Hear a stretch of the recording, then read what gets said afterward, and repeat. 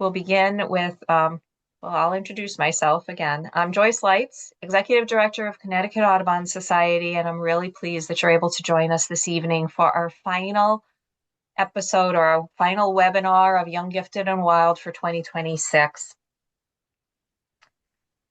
This isn't just the final webinar for 2026. This is also our final webinar, and I'm bringing Tom on with me, with Tom Anderson being the lead on it. If you haven't heard, Tom will be retiring next week, and I wanted to take this opportunity to thank Tom for all of his efforts. When we conceived of Young, Gifted, and Wild About Birds back in 2020 during the pandemic, Tom really took the lead on this project, and throughout the last 6 years, Tom, I want to thank you for researching, finding researchers, finding new people, new studies, and all for the benefit of birds and the environment. And you've really educated us a lot on some new topics. And I'm really excited to hear Johanna's presentation today. But Tom, I did want to take the opportunity to say thank you. Joyce, you're welcome. This was easily one of the most fun projects I've worked on at Connecticut Audubon. And when you think of all the great people over the years, I think 35 speakers we've had, and they've all been great. And maybe 700, 800 people who Connecticut Audubon members have signed up and joined us on them. So thanks for the kind words. And I don't know what else to say except goodbye, everybody. Tom will be remaining with us, though. He'll still be editor of our State of the Birds, but this will be the last Young, Gifted, and Wild About Birds that Tom will be leading the program for. And it's been a great series, and we do plan on trying to continue this series because these researchers really are not only looking at new information, but they're really directing us in the new ways that we should be looking at and conserving the environment for birds and all wildlife. Now I'll continue on. But honestly, everybody, you've joined us. There's so many people I see here tonight. You've been with us for all of the series, and I recognize so many of you from the series throughout the last 6 years as well. And the proceeds from Young, Gifted, and Wild are all dedicated into our conservation programs all across the state.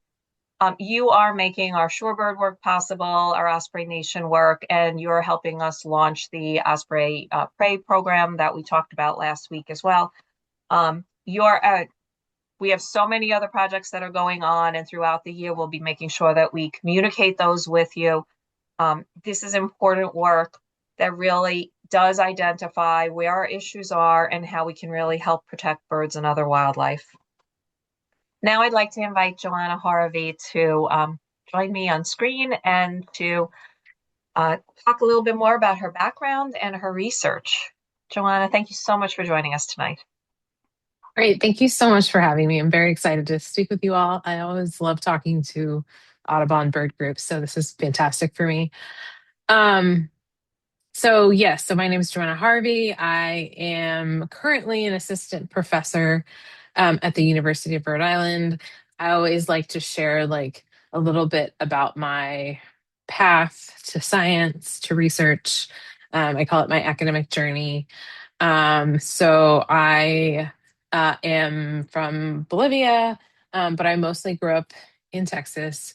I always love the outdoors, just like most biologists that speak to you probably have shared. I didn't really find my path to birds and research until a little bit later. Or not like immediate. It's not what I always knew that I wanted to do, but I somehow knew I wanted to work with animals. And I started volunteering at a wildlife rehabilitation clinic. So this was still in Texas. I lived in Houston, so, near the Gulf Coast, and the diversity of species that would come into this rehabilitation clinic was pretty diverse. We would get seabirds, obviously all of the rabbits and squirrels and common species that you get. But the bird that made me really figure it out and fall in love was the northern gannet. So it's one of my favorite birds. So seabird species, they were being found stranded along the coast and in large numbers, sort of emaciated beach. And this really was like my sort of spark moment that helped me figure out what I wanted to do. Mainly because like there were, they did necropsies, they did studies on a number of these birds and had, veterinarians come from a university and take samples and try and study them and try and find definitive causes. And they actually never found a cause. That whole time, they did not find a causative agent that was, uh, uniform across all species. There was no specific disease or toxin or whatnot that was detected. And that really like sort of sparked my question, my quest. Like it gave me my research direction, my understanding of like what I wanted to do. And that was really like understand the impacts of disease, but also other anthropogenic stressors on birds and understand it in any way possible. So from there, I started a PhD, and this was in Texas at Texas A&M, and I studied passerines and avian malaria infections, but this was birds in Africa. And while I loved it, it was interesting. It was great. I learned a lot. It didn't really fulfill the desire that I had, which was something that kind of developed over time, but it was really trying to help birds in decline, address species declines. And that's because the malaria in birds in many regions, except for like places like Hawaii, where it is a introduced disease. So that means the birds are not co-evolved with it. In other regions of the world, these infections, though they may have some fitness impacts, they are not really causing mortality or severe disease of any kind. So uh, from there, I finished my PhD and I actually went to Connecticut. So I did my first postdoc at UConn in Sarah Canuti's lab, and I worked in the Galapagos on Darwin's finches and studied an invasive parasite. So Philornis downsi, it's a fly that is in its adult stage. It's eating detritus, so decaying fruit, whatnot. But the larval stage, when the fly lays eggs in the bird's nest specifically, and that larval stage blood feeds on chicks, and even sometimes parents. Um, so I was really interested in the impacts of that on Darwin's finches.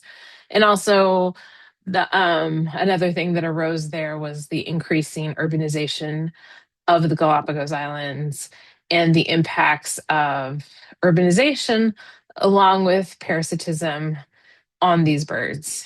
Um, from there, I went back to study birds with malaria, but I did this at the American Museum of Natural History in New York, and was trying to understand how shifts in climate change might alter dynamics, so might alter parasite dynamics and shift parasites northward into species that may previously not have been infected, and understand how that might make some species more susceptible. So really like looking at endemic species with more northern distributions. So I'm thinking of like birds like boreal chickadees. Um, and then I did switch to my last postdoc before this position, which was at the University of Maryland and USGS in Laurel, Maryland, working on avian influenza in wild birds. And that was timed really well because it was timed almost succinctly with the introduction of avian influenza H5N1, the most recent strain that was introduced into North America um, uh, from Eurasia, from Northern Europe into Newfoundland, and then kind of distributed out throughout the Americas, and which is now nearly globally distributed. But we will talk a little bit more about that. So I'm going to go ahead and share my slides. Slideshow.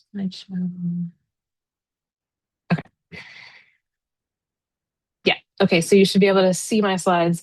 So here was my introduction slide, and I kind of We really don't, already walked. we Oh, don't have your slides, Johanna. no. Oh, okay. Try it again. Yes.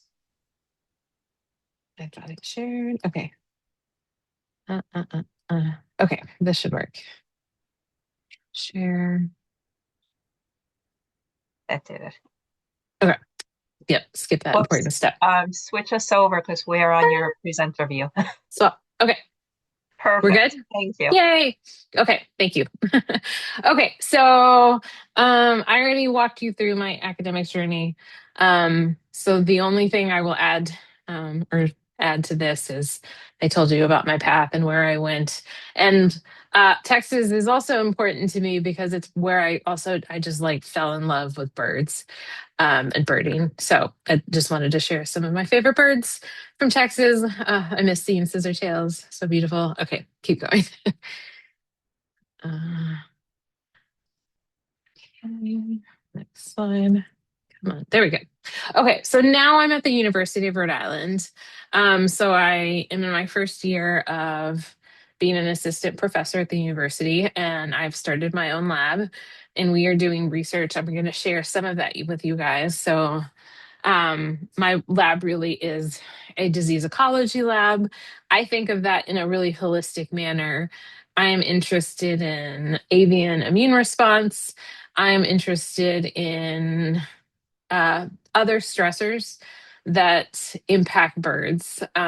So when I think about this, I really think about, I'll come back to the people in my lab, but I think about this in the whole like 3 billion birds lost uh, paper that came out, the science paper by Rosenberg et al. This paper was so impactful to me. It really helped also like better refine my research direction. And what I loved about this paper, it addressed this like long-term data set that I'm sure you guys have heard of previously, about the decline in birds, North American birds, over the last 50 years, and just the huge declines that we've seen in different species, but generally broadly, and tried to address some of the drivers of this also, right? So when people talk about bird declines, they talk about habitat loss, they talk about anthropogenic change, they talk about food supply, so like the decline in insects, the decline in fish stocks, habitat alteration. But not often do we address disease as an impactor, as a driver of avian declines.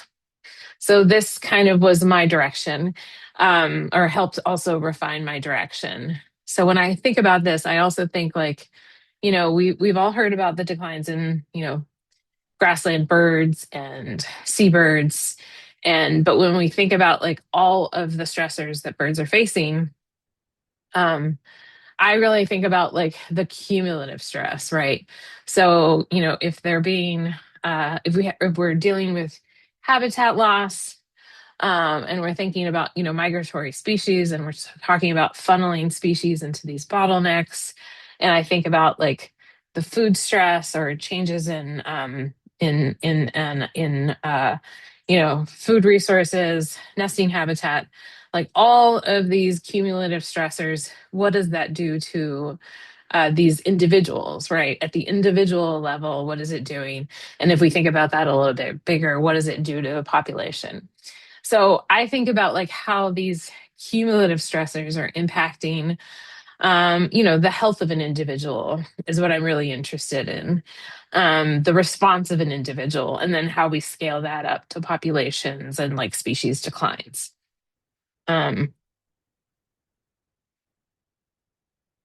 So So my lab is we're working on we're starting in a few different directions.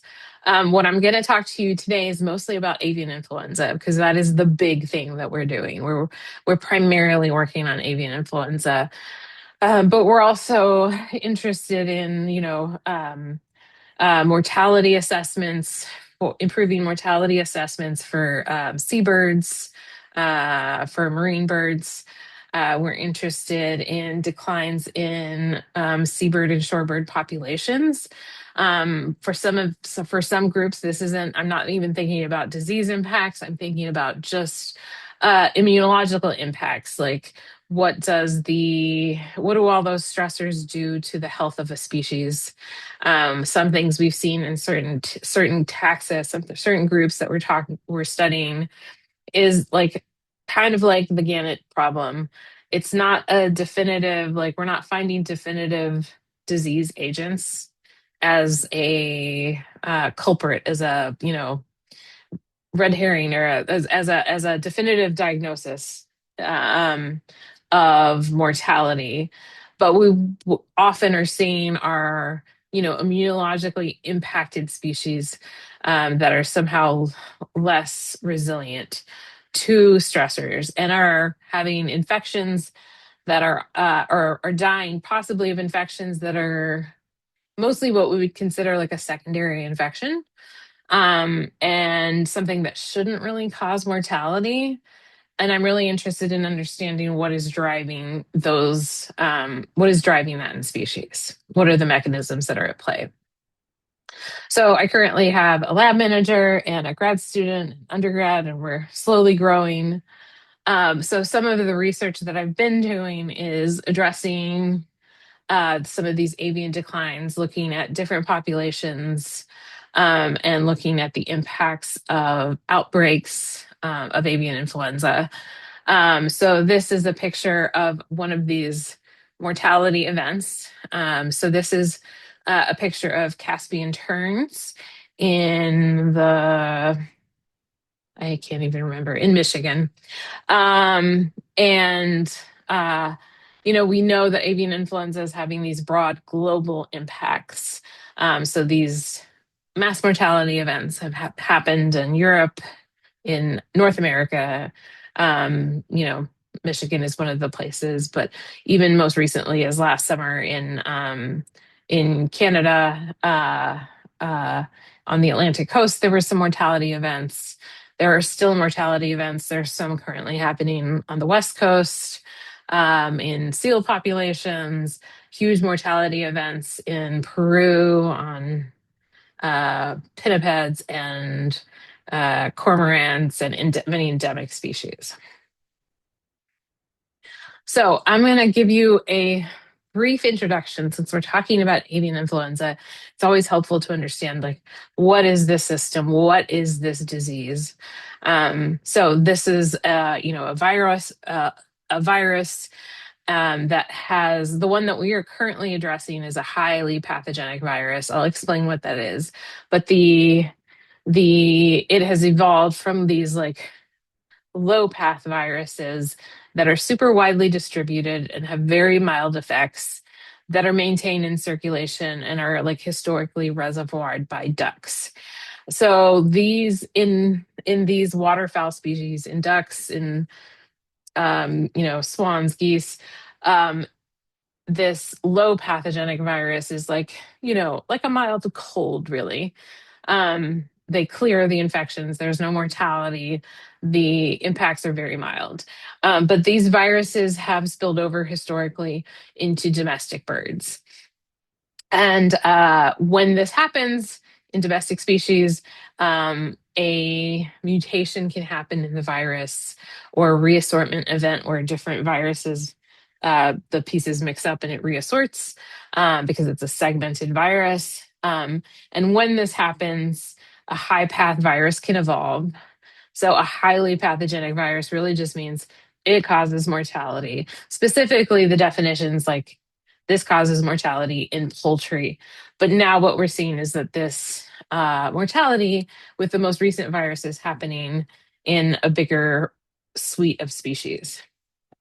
Um, So this high path virus, when it's in agriculture, when it's in poultry, backyard birds, it can spill over to other agricultural animals. That is possible.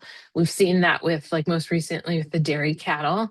There were spillover events to mink in Europe. We haven't had a swine outbreak yet, which is fantastic. But the virus can spread, right? Uh, okay, there we go. Sorry, we got stuck, but we're okay. Okay, so this virus can then, this high path virus can now spill back into birds. So, with this most recent virus, it has spilled over to a greater diversity of birds than had previously been impacted.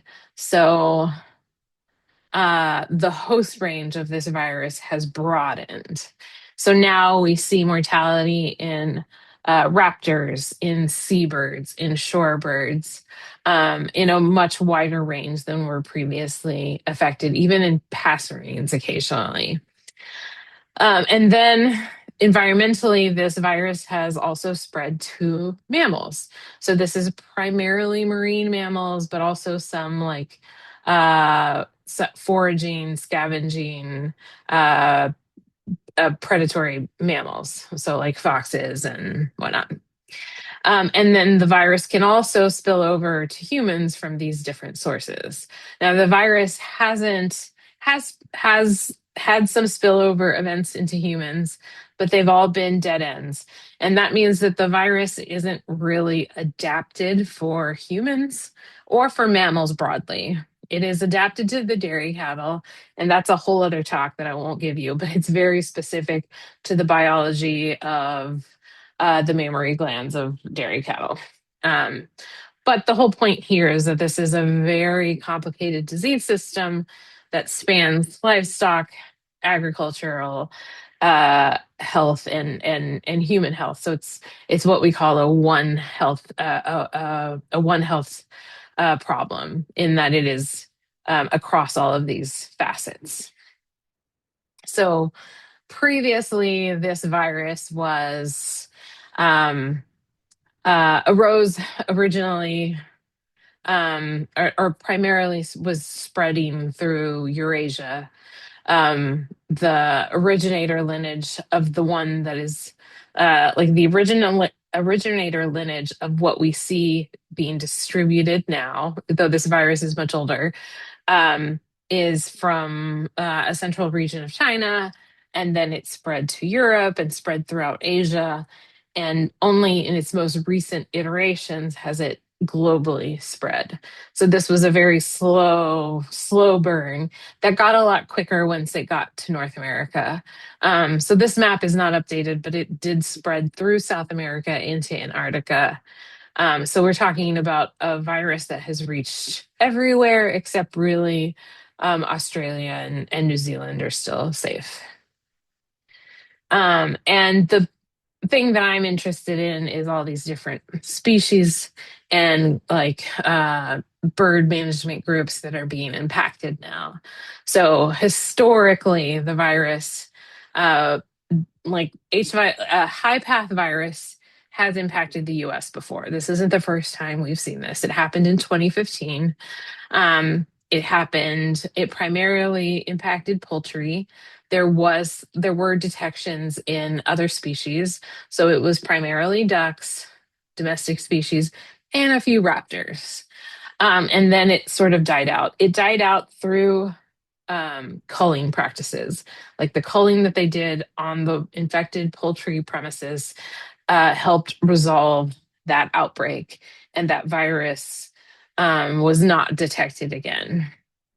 However, we had the recent introduction in late 2021 was into Newfoundland. I stated that a little bit earlier, and it was first detected in a gull.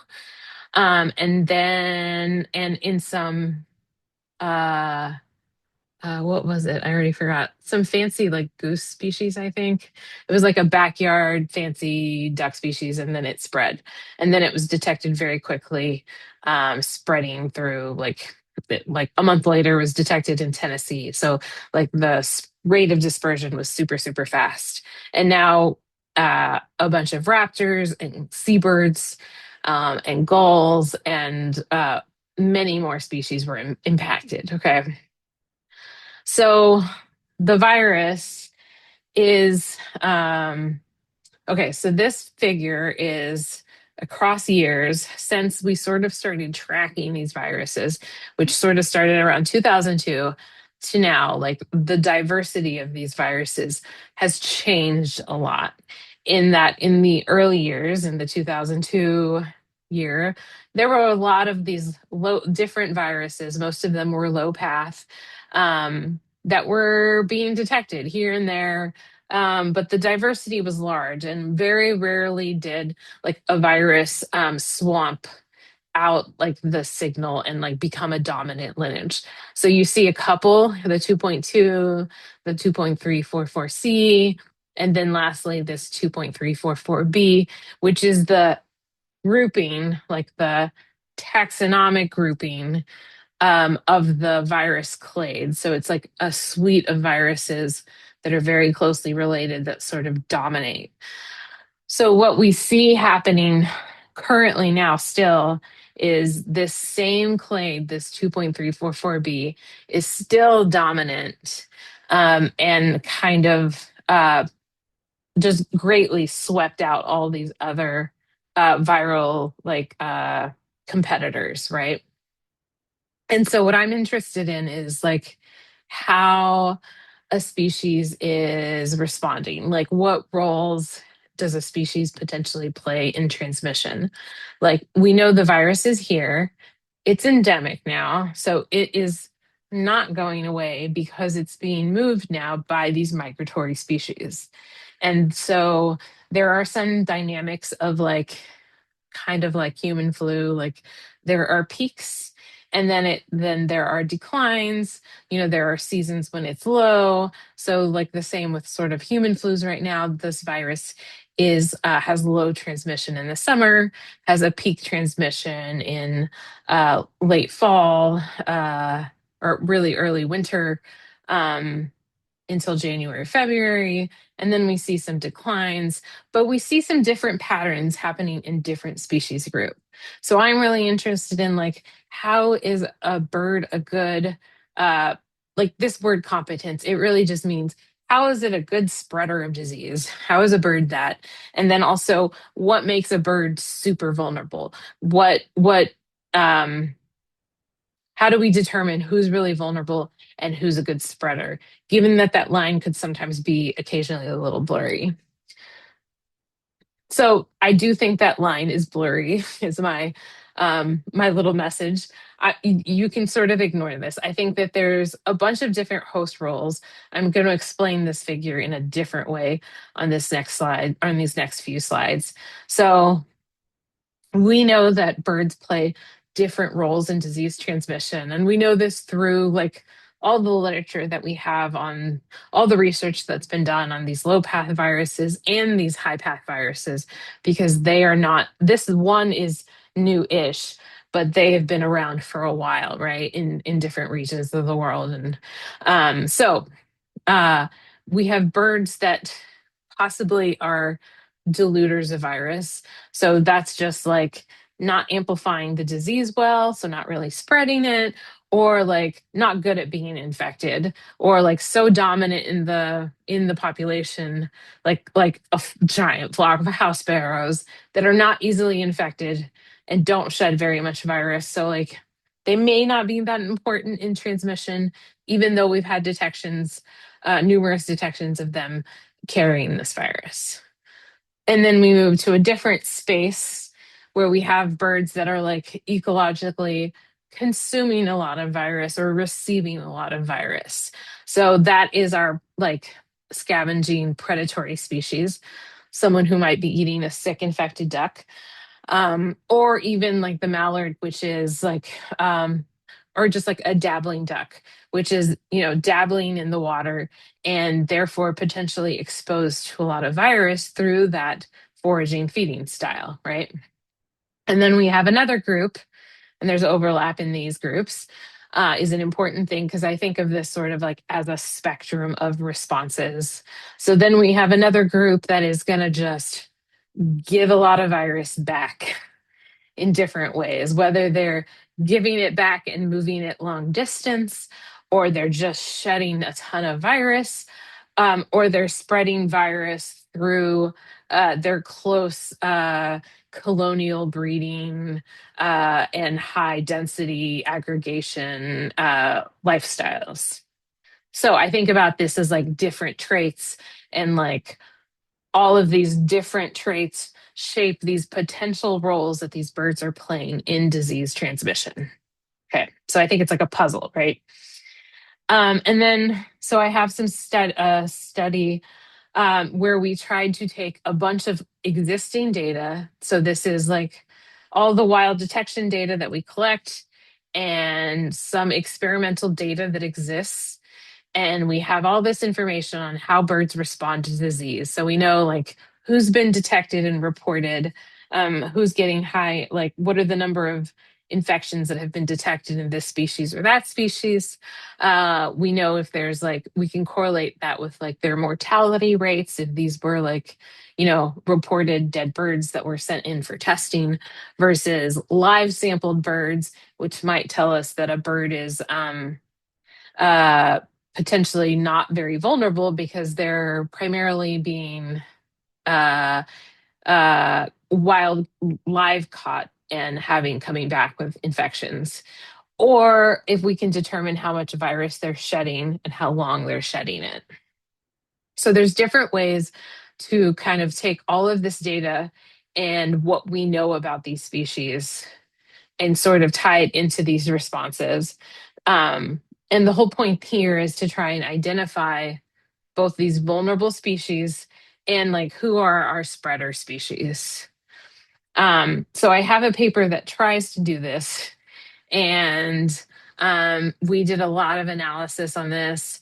We did some sort of type of like clustering analyses and some multivariate analysis to look at different traits, like given their infections, given their mortality, given their shedding rates, like what species is doing what. And the problem with this, unfortunately, is that there's not quite enough data across enough species to differentiate what is happening. So we do have like some results, and we think we have some potential answers for some species, but often the data is, or the results are just not enough to differentiate them into these actual groups, because the sample sizes are limited on a lot of them, or there's a lot of missing data. Like we have data on like their infections, but we don't have data on like how much virus they were shedding or a quantification of the amount of virus. And the other thing is like our trying to understand, once we have enough data, or for the species where we have sufficient data, like where do these species overlap in space? Like on their wintering grounds, on their breeding grounds, like where is the overlap happening, or for these species that are potentially spreaders versus species that are like highly vulnerable. Okay. So I'm going to go into like the study that we're actually doing to try and identify some of these roles using empirical data. So this is using experimental studies. So this is a very controlled setting, in-lab experiment where we infect species that while we infect live birds with virus in order to better understand their responses to disease, and then try and gather as much data as possible to fill in those holes that we have, like all of the missing gaps that we have. So one of the tools I'm using this is using a type of sequencing, so a next generation sequencing method where we sequence the RNA. So we sequence what we're really targeting is the genes that are expressed by an individual at a certain time across different treatments. And the point of doing this is to understand how a bird is responding, what genes are being activated. If a bird is a high shedder and a spreader of disease, can we identify profiles that are unique to these different host roles? So all of those host roles I talked about before, can we characterize them using genetics, basically? And can we use that to inform management, what is happening, and to better understand the acquired the potential, like the capacity for immunological response across species and populations. So this is being then partnered or in tandem being done with wild studies. So this is where we are sampling species in the wild, uh, in their stopovers, or wintering grounds or stopover sites as they're migrating and moving virus. Can we understand who's being infected, and what their immune profiles and gene expression, what that looks like during these periods? Okay, so we're primarily doing this using ducks. So obviously, or so I'm sure you all know, as the birding community, there's dabblers, there's divers, and there's sea ducks. These are different in their habitats and their foraging styles, and many more differences that are anatomical and all these things, right? So we have freshwater species and we have marine species, and we have two freshwater species that we're interested in, is the mallard and then the lesser scaup. So the mallard is primarily dabbling in shallow waters, whereas the lesser scaup is also found in freshwater, but it's going to be in much deeper water and is going to be diving instead of dabbling, right? Instead of tip feeding. And then we have our sea ducks. We've got a common eider and a surf scoter, and these are also going to be diving in order to forage, but these are, super distinct species that are more arctically breeding distributed, have more northern ranges, and are functionally very different because they're going to be found in only these marine settings. So we have an experimental infection study in order to understand how these birds respond to virus. So the reason we're doing this is,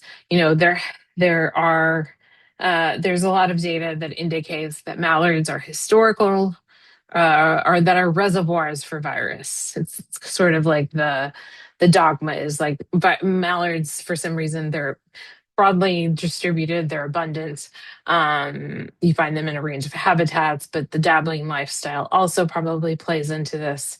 And then divers and sea ducks have different historical exposures to virus, where the sea ducks historically were not, have had very low prevalence infections, like very low detections of being infected. So we have this experiment where we infect small groups of these species, and it's important to know as birders, like, that these are birds that are from a captive sea duck colony at USGS, so they are bred only for research. Okay, so we infect the birds, we take a lot of data measurements, we take blood samples throughout the infectious period, and we're recording clinical symptoms, behavior, and we're trying to better understand how birds are responding. And this is our preliminary result. So we have control control individuals for all the species.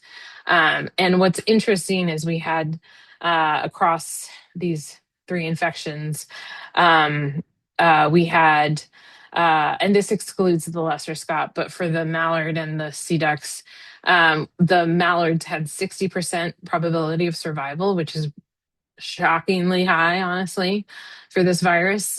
Some survival is probably expected, but maybe not this high. And then both of the sea ducks did very poorly. and did not survive past day 7. Okay.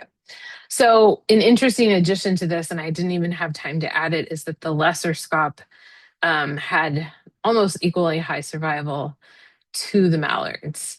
So one of the hypotheses of this study is that um, that assumed that perhaps the mallards would not that would fare well, but that the divers and the sea ducks would all do terribly. But that's not the case.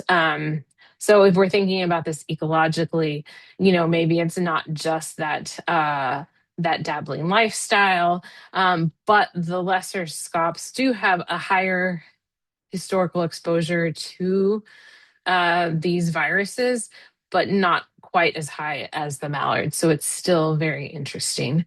And one of the things we're interested is like pairing this then with like what we're seeing in the wild, and that's to better understand like how could we even possibly try and manage this disease? What is the risk exposure of infection to taxa that commingle with these taxa?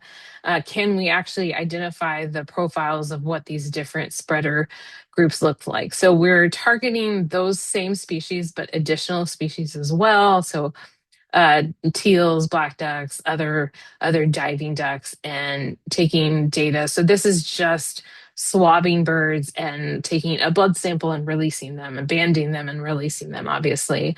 But then we're collecting a lot of data for immunological assays, and then we're doing sequencing to try and understand how different birds are responding. So we're still working on this part of the study, and I would love to come back and share results. But so far, we are really excited to see how these different groups vary and better understand how a species might adapt to the virus to become more resistant to the virus, and also better understand the risk of transmission for these different species.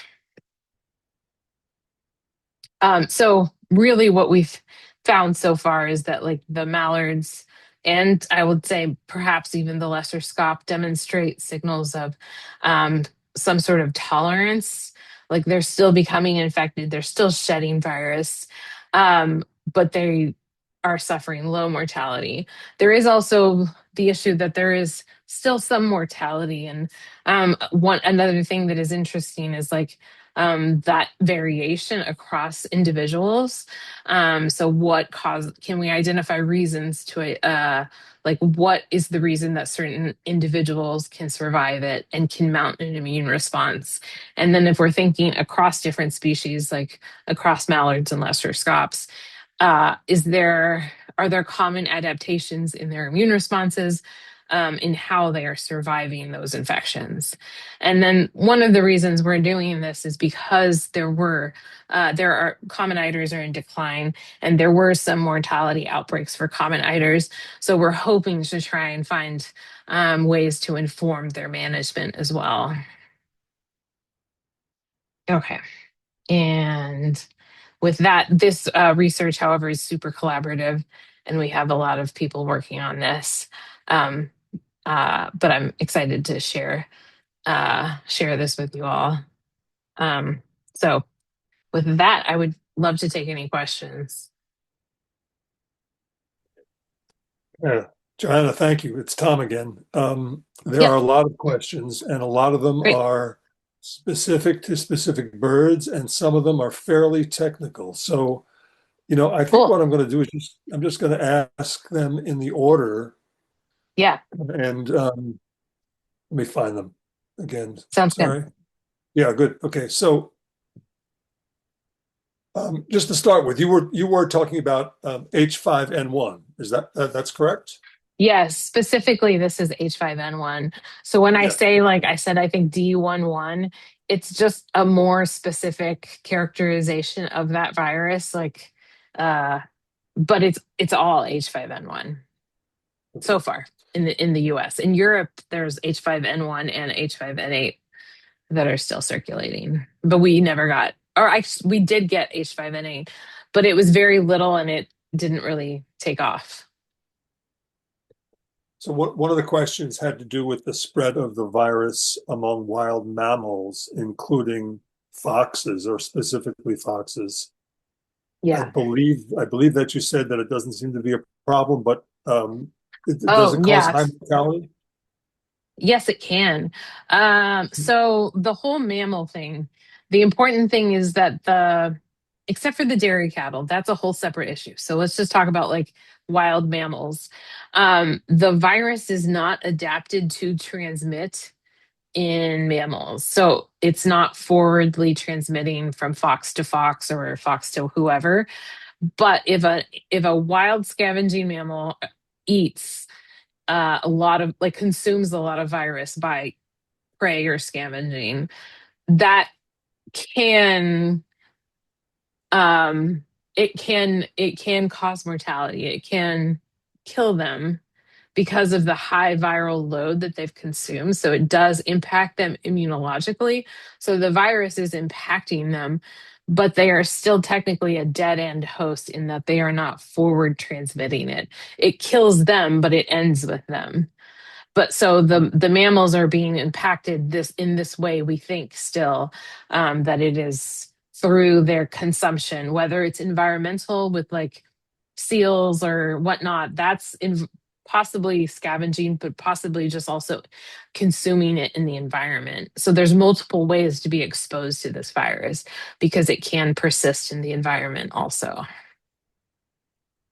So then some specific birds. Yeah. Canada geese, bald eagles, ospreys. The questions are uh, uh, one of the people watching Yeah. tonight said here Canada geese are a spreader. Um, Another question is the bald eagle a super consumer? And then one that we talked about a bit last week when we talked about ospreys, could the virus be the reason the region is seeing a drop in successful osprey nests? Yeah, those are all fantastic questions. So, are Canada geese a super spreader or super mover? We don't really know that. There have been a lot of geese mortalities. So, mostly in snow geese, in the prairie potholes region, like those giant aggregations. Canada geese, there have been mortalities. Are they spreaders? I think that's a great question. We don't know. We don't actually have enough data to say that they are. I would guess that they are probably a great shedder. So when I say super, that really just means like many birds are probably movers or consumers. I mean, like at the extent or at the extreme end of whatever that spectrum would be. So, like, really good at it, right? So the Canada goose, I don't know. Generally, raptors through their foraging lifestyle, also, it's sort of similar to the foxes.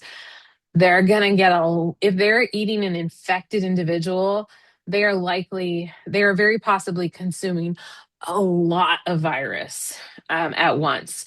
So, what we see in a lot of the raptors is it does infect them. They can forward transmit it.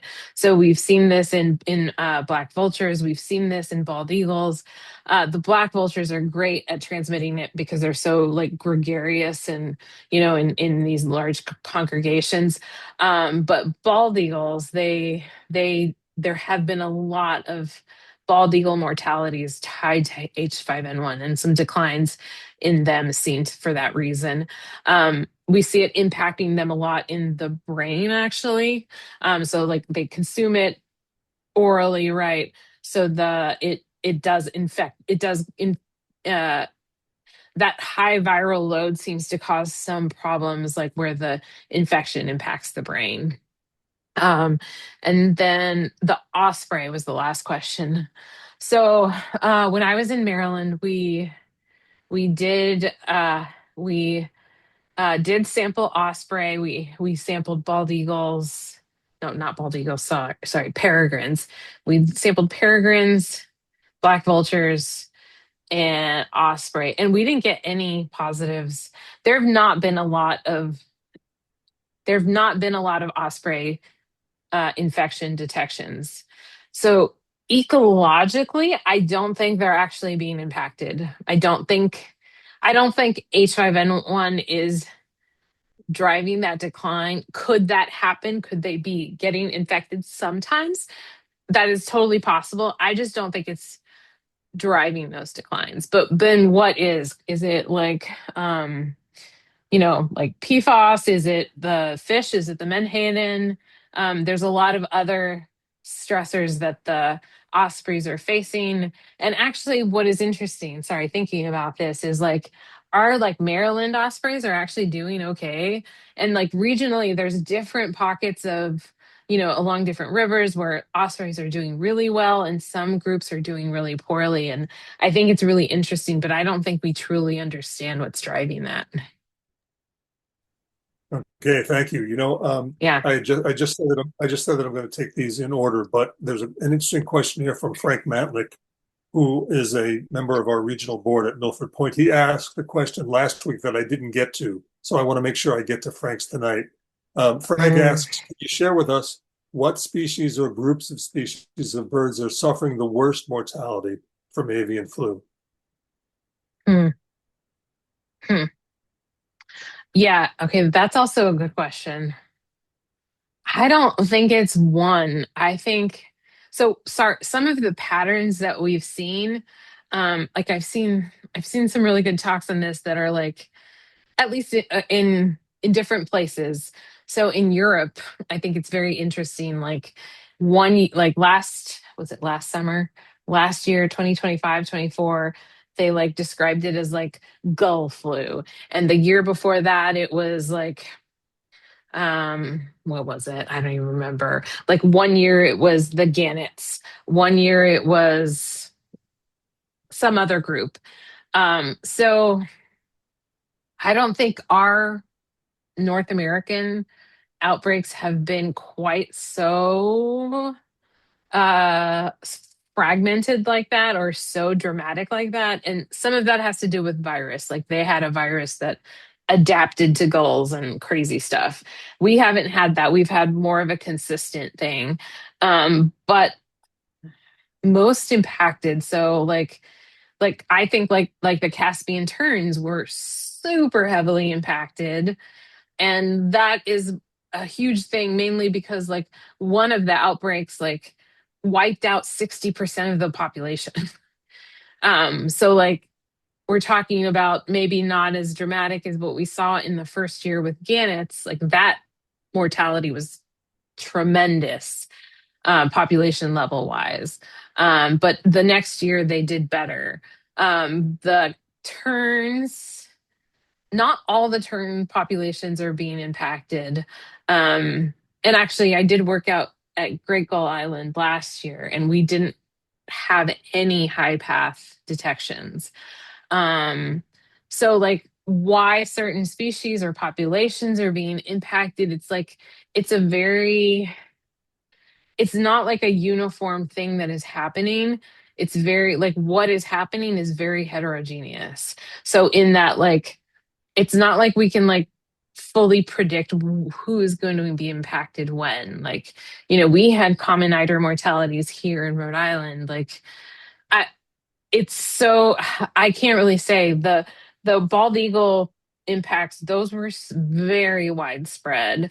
The black vulture impacts were like very pocketed but big. So like I can't even answer that question because I don't. This is like all I do, and I don't know the answer to that question. Like it's so that's too difficult. That's too difficult. I'm gonna take a pass. Well, that was a long pass, but okay. Yeah, Um, yeah. Michelle, there's a question from Michelle Milham. I think I'm pronouncing the last name right. She's been on a few of these and asks questions generally. And my guess is that she's a scientist because she Ooh, prefaces yeah. this. She prefaces this by saying this is a geeky question. I love She it. says, in your lab studies, are you looking at the full transcriptome of the infected Yep. birds or at previously determined specific transcripts that are associated with the viral response? Yeah. So since I'm looking at a bunch of different species and I want to apply what I find out to even more species, I'm doing the full transcriptome. So what that means is I am trying to I'm sequencing all of the genes that are expressed in that individual at that point in time, everything. Um, and that's because I want to identify things that haven't been identified before. So there are like a few other studies, not very many. There are two studies that did this with low path, but also with ducks. So I'm going to look at the transcripts they detected as well. But then I'm going to look at everything, especially because I want to see what is different across different species responses that otherwise I might not predict. I might not guess that it would be an important gene. Like mostly we're thinking about like immune genes. So like a cytokine or a response or an activator for this or a regulator for that. Yeah, it's a great question. Does the Okay, so good. I'm glad you two settled that because I have no idea what you're Mhm. talking about. Um, I tried. I another tried. Thank you. Another question. Am I understanding correctly that the birds you've infected and which survived are then released into the wild? No, because these are captive species um, and bred for research, they can't be released. And then because um, this is a high risk infection, it's done in a place where we're only allowed to do that, and then no animals that are infected can be released because everything that leaves that lab space has to be like um, inactivated before it leaves, and you can't do that with an individual. So it is a mortality endpoint, which is sad. I will say that the other thing we did is we took tissue samples from from 9 different organs in, and one of the things that we've seen in the wild just from like when you send a dead animal in for testing, they'll do a pathological study, and they'll look at the amount of virus impact across genes. So they'll like cut sections of virus or of organs and preserve it, look at it under the microscope, and they're looking for viral infiltration and like impacts. So like hemorrhages and like how different organs are impacted by virus. And we're using that to try and understand how these different groups are being impacted. Because, like what I said before about the brain, like we learned that from those types of studies. So we're going to do the same thing with this. We're going to look at everything under the microscope and try and understand how they're being impacted. Well, so that raises the question that I thought of while you were doing your presentation, and I wanted to interject it here because it wasn't quite clear to me. But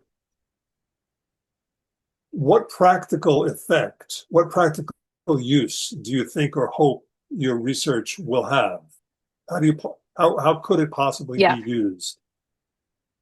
Well, one of the things is like, can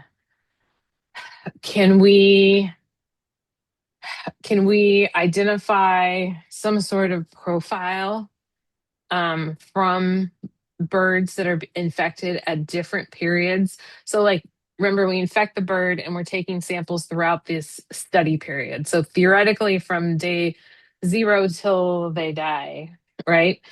And if a bird is in day 3, day 4 is usually peak of infection. Can we identify a profile that would inform that? And could we then use that turn that into a rapid test in the field to identify hot birds? Like, yes, they're infected or not infected, but if they're at the very end of infection, the shedding drops, they may not feel good, but there's low virus being spread. But can we identify these peaks of infection in the field? Can we use this for development uh, of these types of rapid tests to better understand what we're detecting in the field without having to take a blood sample or just taking a swab from a bird? So that's one way.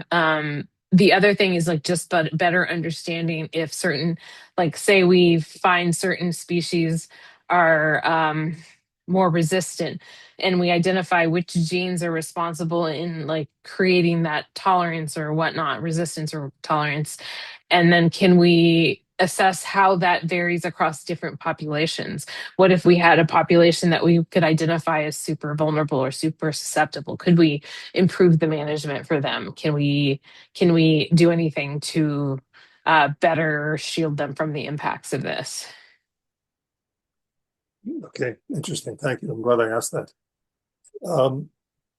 That one of the people watching tonight is Carrie Schwed. I think I'm pronouncing the last name correctly. She is the education director at White Memorial Sanctuary up in Litchfield. She wanted to know, what are the other modes of transmission besides consumption, orally? Can it ever be airborne?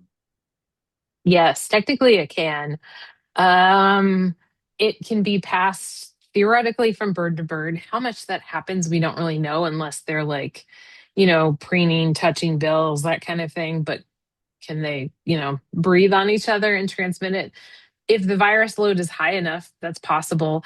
A lot of it is through, could be through like, it could also be through parental feeding, right? It could be through,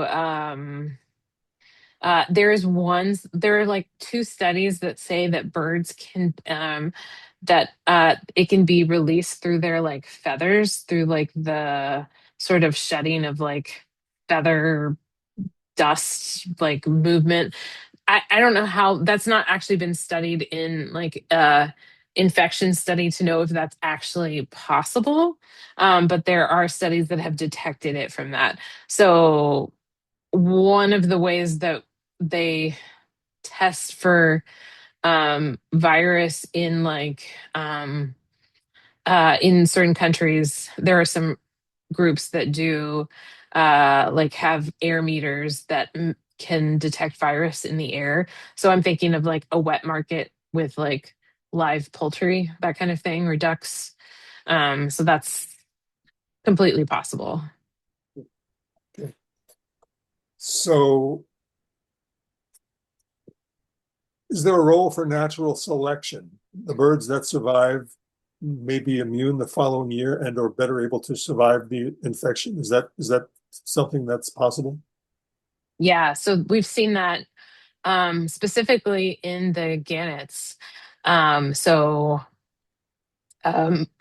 many of the North American, many of the colonies, Europe, North America, had huge gannet outbreaks during breeding season, right? And then in the following year, there was this detection that the birds that had been previously infected had a color change of their iris color, changed black from blue to black. And then there were studies that kind of followed, we can look at antibodies basically to see if a bird has been previously infected. So you can anecdotally use the iris color and that's only certain species. Really, that's only been recorded in gannets. But otherwise, we can test in later years for antibodies and look at survival. How long those antibodies last across different species is another thing we don't know, though. So that's a good transition then to a couple of other questions. People basically are wondering, do the birds actually get the flu the way humans get it? Do they get sick the way we get sick? It's not the same. No. The virus. So this current virus is slightly more neurological and can spread through the central nervous system. So it can be a systemic disease. We see a lot of impacts in the pancreas, in the brain. I would say those are the two primary. It used to be like historically, like H5N, like high path viruses and low path viruses have always been a little bit different. And whether it's more of a respiratory virus versus a digestive virus. So there have been changes in that. And the most recent evolution of that or change in that, shift in that, has been this shift to this like central nervous system systemic virus. So we see impacts across different organs, and then we see different impacts across different organs in different species. We see change. It's not consistently the same across all species. Final question. Mm. This tonight sets the record, I think, for the most questions we've ever had. Final question: should we humans be worried about getting infected? Um, I don't think so, not yet. So if you have backyard poultry, I think you should be more think about your biosecurity. Think about like handling birds and like how your birds might overlap with like, do you have geese or ducks on your property seasonally? Like what in what contact do your birds come in? Most of the infections that have happened in the US have been exposure through culling practices. So like the people that are actually doing the culling, so they're exposed to a lot of virus, right? And they're probably primarily in these like full Tyvek mask situations, but still there could be, you know, user error, right? And then the other way has been through backyard flocks. So backyard flocks are in small farms and turkey producers. Like there are certain places that are more susceptible to getting spillover from wild birds. So it's sort of just thinking about like cleanliness and you can still hold your birds but wash your hands and we're not really like if you see dead birds on your property, like maybe don't handle them without gloves. And you can always report them to your local authority, DM, whatever group it is. Yeah. Okay, Johanna, thank you. That was really, really terrific, really interesting. I'm going to turn it back to Joyce to say goodnight to everybody. Joanna, that was a fascinating conversation, and I'm so glad that you're looking so closely at avian flu. We worry every year about our birds and the impacts that we're seeing, and it's Yeah. fascinating to hear that each species is a little bit different, and the way that they're transmitting it and acquiring Hmm. it is all a little unique. So really Hmm. understanding those moving parts is essential. And I really thank you for taking your time today to talk to us about your research. We'll keep watching for what Great. research papers you're coming out with. Yeah. Um, Thank you so much. Thanks for having me. This was really great. Thank you. I want to thank everybody for joining us this evening and for joining us for all of our Young, Gifted, and Wild About Birds presentations. Each one builds on our understanding of what the impacts of on our birds and our environment are and ways that we can better address them. We have a lot coming up in the spring. So while this is our last Young, Gifted, and Wild About Birds, keep watching and join us for our programs on Bird of the Year, Pileated Woodpecker. We have a lot of walks and programs happening throughout the year. And of course, Migration Magic is coming up in May. So watch for all the information about Migration Magic. And I definitely want to see everybody out on our trails, birding on our sanctuaries. Please come across the state and see all of the habitats that we work on and provide. And again, thank you for joining us this evening. Everyone, have a great evening.